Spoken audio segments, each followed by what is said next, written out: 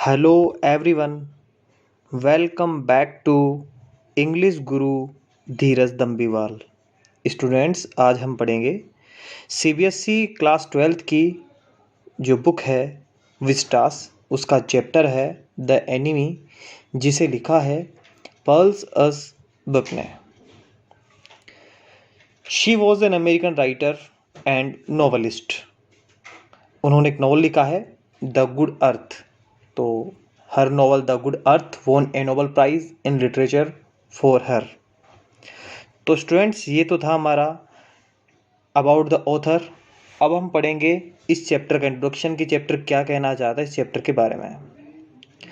The story highlights how a Japanese doctor saves the life on an American prisoner of war and riser Abu narrow national prejudice. हम कह सकते हैं इस chapter में जो main highlight जो कर रहा है वो है जापानीज डॉक्टर। जो जापानीज डॉक्टर है कैसे एक अमेरिकन प्रिजनर की एक युद्ध के दौरान एक उसकी जान बचाता है, क्योंकि एक जो अमेरिकन प्रिजनर होता है टॉम जो होता है वो कैसे आ जाता है और कैसे उसकी जान बचाता है, कैसे अपना ड्यूटी पूरी करता है। तो अब हम इस चैप्टर के जो इम्पोर्टेंट कैरेक्टर हैं उस कैरेक्टर्स की हम बात करते हैं। कोई भी चैप्टर हम रीड करने से पहले और हम उसके जो मेन कैरेक्टर हैं उनको हम पढ़ लें तो चैप्टर हम आसानी से हम समझ सकते हैं। तो पहला हमारा कैरेक्टर स्केच है वो है doctor Sadao. It's important character. वो एक जापानीज डॉक्टर होता है ट्रेंड बाय अमेरिकन, जो एक अमेरिका में पढ़ाई करने के बाद में और वो आया था। सदाओस फादर, उसके बाद है सदाओस फादर। सदाओ के पिताजी हैं जो कि अपने बेटे की एक एजुकेशन के लिए उन्होंने अपने बेटे को उनको एक अच्छा डॉक्टर बनाना चाहते थे। उसके लिए उन्होंने एक इम्पोर्टेंट कैरेक्टर इसमें रोल प्ले किया है। फिर आता है हैना जो कि उसकी वाइफ रहती है, डॉक्टर सदाओ की वाइफ रहती है, जो कि उसे अमेरिका में उसे अपने एक प्रोफेसर के घर पे उसे मिलती है और वो अच्छे दोस्त बन जाते हैं और जापान में वो शादी कर लेते हैं। टॉम जो कि एक अमेरिकन प्रिजनर है जो उस युद्ध के दौरान जो वहाँ आया था, जो अमेरिकन प्रिजनर है दौरान वहाँ आया था, उनको जो समुद्र पर उनको जो मिला था जिसके उन्होंने केयर की थी वो है टॉम। फिर आता है the old general, A sick Japan army general, need of operations, trust only doctor सदाओ। ये एक ऐसा ओल्ड जनरल जो था, एक ऐसा पर्सन था जो कि जापान की जो आर्मी था जनरल था, लेकिन इसको जो कह सकते हैं शल्य चिकित्सक के रूप में और जो ट्रस्टेड पर्सन था जो वो किस पर था उसको डॉक्टर सदाओ पर। एंड ऑफिसर जो कि एक मैसेंजर ऑफ द जनरल, जो कि जनरल को मैसेज करता है। और लास्ट टाइम येमी जो कि हैनाज की जो सर्वेंट है वो है येमी। तो स्टूडेंट्स, ये तो था हमारे इम्पोर्टेंट कैरेक्टर। अब हम इस चैप्टर के इम्पोर्टेंट कीवर्ड्स जो हैं उन इम्पोर्टेंट कीवर्ड्स को हम पढ़ेंगे। जो इम्पोर्टेंट कीवर्ड्स हैं उन इम्पोर्टेंट कीवर्ड्स को हम अगर एग्ज़ाम में हम यूज़ में लेंगे तो अच्छे मार्क्स आपको मिल सकते हैं। हम कीवर्ड से स्टार्ट करते हैं हेडलेसली, इसका कहते हैं केयरलेस यानी लापरवाही करना। लिंट जिसे कहते हैं बेंट फॉरवर्ड यानी झुक जाना। स्पाइक्ड जिसे कहते हैं हम कवर्ड विथ शार्प पॉइंट्स यानी कह सकते हैं नुकीला। ए स्टेन ऑफ रेड यानी ब्लड स्टेन यानी खून के दाग दिखाई देना। टेंडेड कह सकते हैं केयर्ड फॉर लुक्ड आफ्टर यानी प्रवृत्ति। सोलेम्न कह सकते हैं सीरियस एंड कंसर्ड यानी गंभीर। सीमोस कह सकते हैं एक काइंड ऑफ सीवीड यानी समुद्री मोस, समुद्री झखाड़ जो होता है उन्हें कहते हैं। मॉन जिसे कहते हैं ए लो क्राई इन पेन यानी कराही। रिपुल्जन जिसे कह सकते हैं ए स्ट्रॉन्ग डिसलाइक यानी घृणा करना। इनर्ट यानी मोशनलेस कह सकते हैं निष्क्रिय। इसके बाद है बेटर्ड यानी टॉर्न एंड वॉर्न आउट कह सकते हैं चकनाचूर। फाउल जो कि एक पक्षी होता है, कॉक हैन एक पक्षी होता है। डिस्ट्रीज कह सकते हैं हम सैडनेस एक संकट के लिए आया है ये। स्टॉप बैंड फॉरवर्ड कह सकते हैं बंदगी। पल्स जिसे कह सकते हैं हम हार्ट बीट यानी नाड़ी। विटेलिटी कह सकते हैं हम एनर्जी, लाइफ यानी प्राण, जीवन शक्ति। फिर आता है हमारा डिग्निटी जिसे कह सकते हैं हम रेस्पेक्ट, गौरव। फिर लास्ट वर्ड हमारा स्टैंड कह सकता है कंटिन्यूड यानी निरंतर, किसी काम को निरंतर जारी रखना। तो स्टूडेंट्स, ये तो थे हमारे इंपॉर्टेंट कीवर्ड्स। अब इस चैप्टर की जो समरी है उसको हम पढ़ेंगे।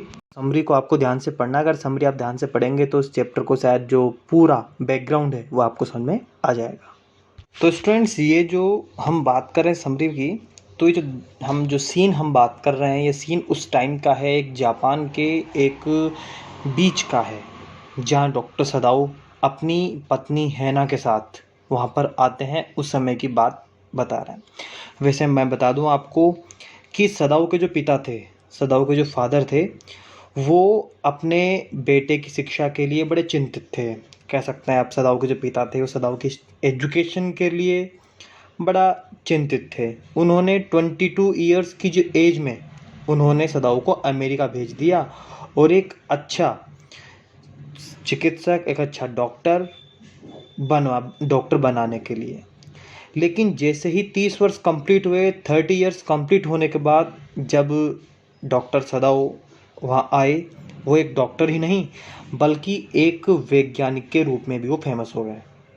तो हम बात करते हैं जिस समय विश्व युद्ध का समय था, जापान का अमेरिका से युद्ध चल रहा था। तो बात उस समय की है कि सदाओ एक धुंध में एक तट पर अपनी पत्नी हेना के साथ घूम रहे थे। उसी टाइम उन्होंने देखा कि कोई काली सी वस्तु धुंध के साथ आती हुई दिखाई दे रही है। तो वह एक व्यक्ति था। वह कुछ कदम लड़खड़ाया, फिर धुंध ने उसे छिपा दिया।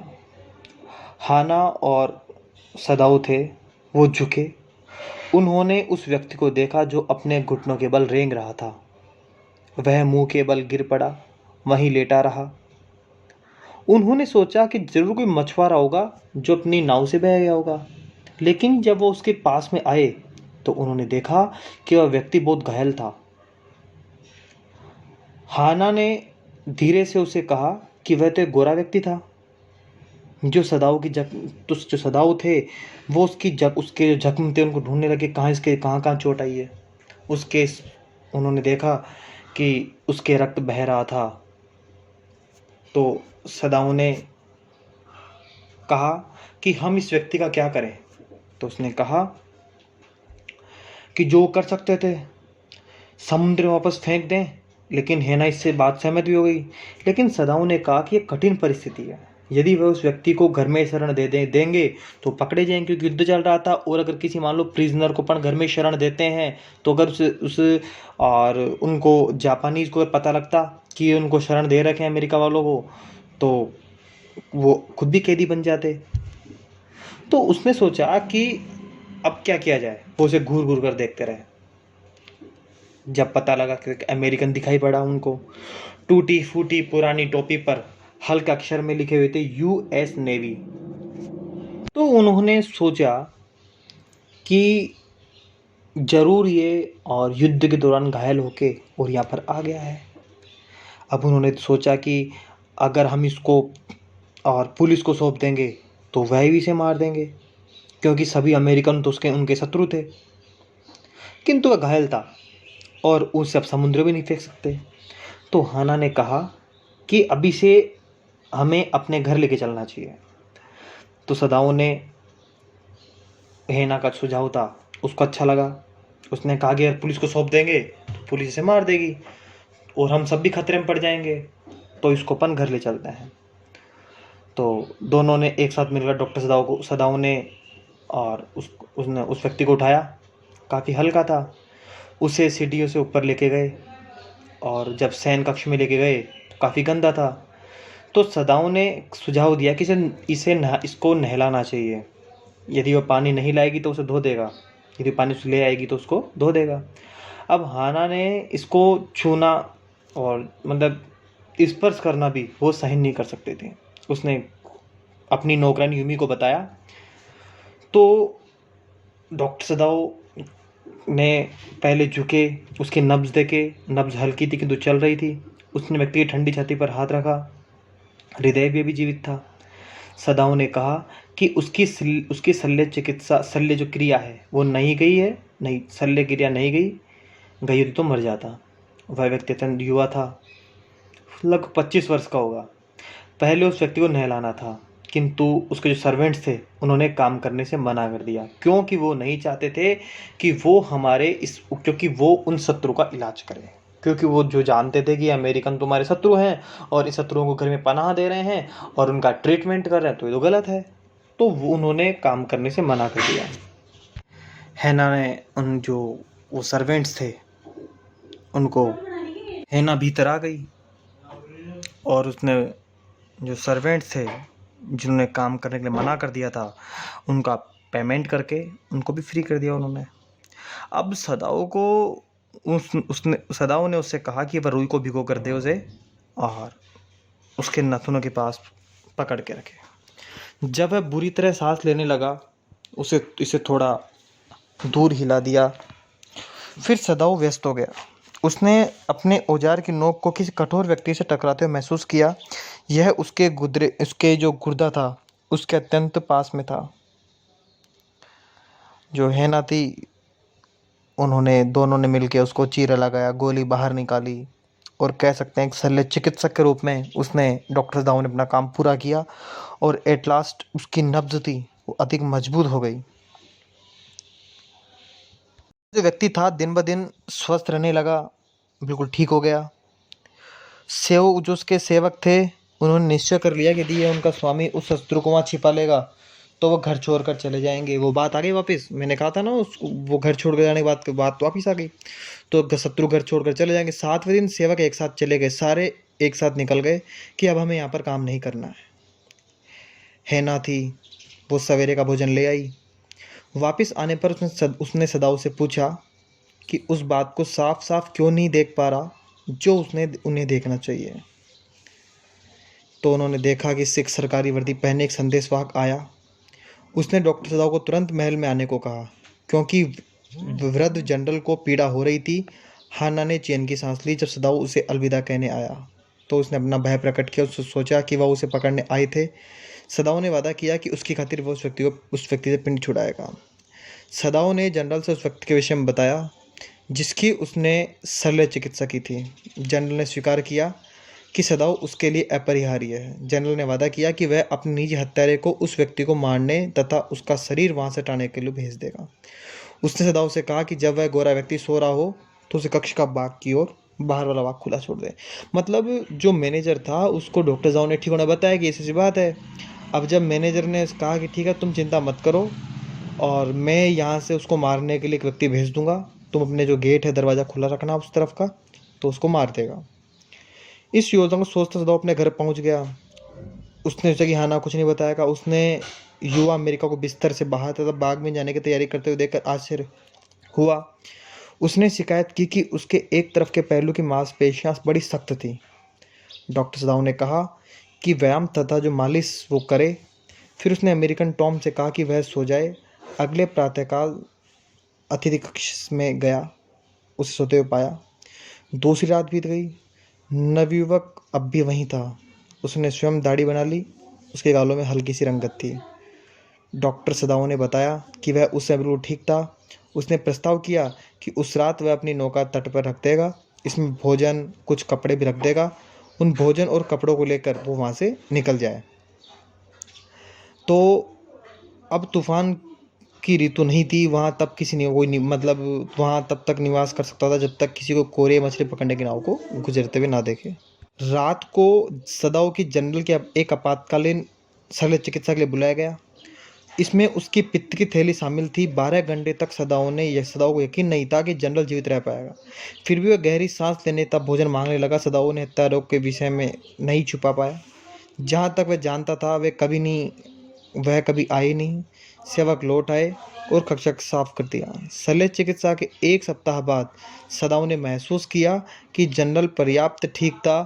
उससे कैदी के विषय में बात की जा सकती है।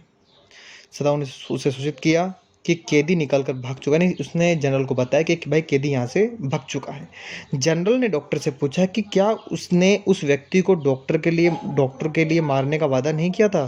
फिर उसने सत्य स्वीकार किया, वह काफ़ी कष्ट भोग रहा था, अतः उसने अपने अतिरिक्त किसी अन्य बात के विषय में नहीं सोचा। अपना प्रण अपना वादा भूल गया। उस रात सदाओं ने गोधूली के मतलब शाम के समय द्वीप से प्रकाश की प्रतीक्षा की। कोई भी प्रकाश नहीं गया। हम कह सकते हैं सदाओं ने उस नवयुवक को क्यों नहीं मार पाया, यद्यपि वह गोरा कह सकते हैं अमेरिका था, जबकि अमेरिका तो उनका एनिमी था। मतलब एक किस तरीके से इस डॉक्टर सदाओं ने उस एनिमी की जान बचाई और अपने वहाँ पर उस शल्य चिकित्सा की और उसका साथ दिया। तो स्टूडेंट्स, कैसा लगा आज का हमारा वीडियो? आपने वीडियो सब पूरा देखा होगा। अगर वीडियो पसंद आया आपको तो प्लीज़ हमारे चैनल को लाइक, सब्सक्राइब और शेयर करना ना भूलें।